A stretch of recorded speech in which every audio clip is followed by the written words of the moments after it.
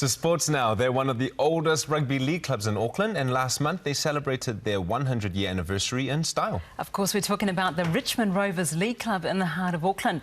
It's a club that's had its share of ups and downs, but one which remains firmly family-oriented and with a strong Pasifika presence. John Otanga went down to Grayland Park for this story. Grayland Park Saturday morning, the Richmond Rovers under-8s are playing Ponsonby in the blue. Go low, guys! It's one of many games played here for a club which prides itself on its family atmosphere. It's like a whole family involvement. My husband coaches and I manage, and then it's just a real togetherness thing to do on the weekends. There are a lot of established families that have been here for years, and it's a very strong family club. It's like our second home. For our club in particular, it is predominantly Pacific Island, but we do have a lot of European kids playing who have come from soccer. They've played league and they're really enjoying it too. On this day, all Richmond teams have home games, a gesture to help mark the club's centenary, 100 years on the Auckland Rugby League scene. The club's roots go back to 1913, solidly working class and mostly Palangi. But with the influx into the area of Pacific migrants in the 1960s and 70s, it just seemed a natural fit for many families. Club stalwart Peter R. Coy remembers when his family joined the club in the late 1960s. At that time, there were established Polynesian families already at Richmond. Most in particular was the Tukalan community.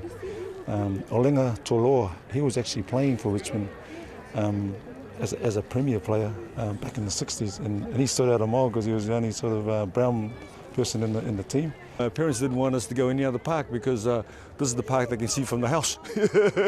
They wanted to know where the kids were, man. And said, we want to go play for Ponsonby down the road at Clarence Street. Can't see you down there. Go down Grayland Park where I can see you, and I know where you guys are at. So it's been a foundation for a lot of us. And you look at the park and say, man, this is a field of dreams, and we didn't even know it at the time. Fred Akoi returned from his home in the United States for the celebrations, as did many other of the club's players and homegrown stars. Yeah, it's good to be back, back in Grayland, back down here at Richmond. It's brought back a lot of good memories for me. Standing here on the hill, I sort of grew up about 15 metres that way, just behind these bushes, so it's a special place for me. My family's been playing here for well over 50 years now, so to come back and play, to come down here and that, I've been Richmond's been a part of my life for such a long time. Richmond Rovers has a proud history in both the men's and women's game, but it's had some tough recent years on and off the field. On the field, it needs its top side back in the Fox Memorial competition. Off the field, the changing face of the inner city communities brought its share of problems.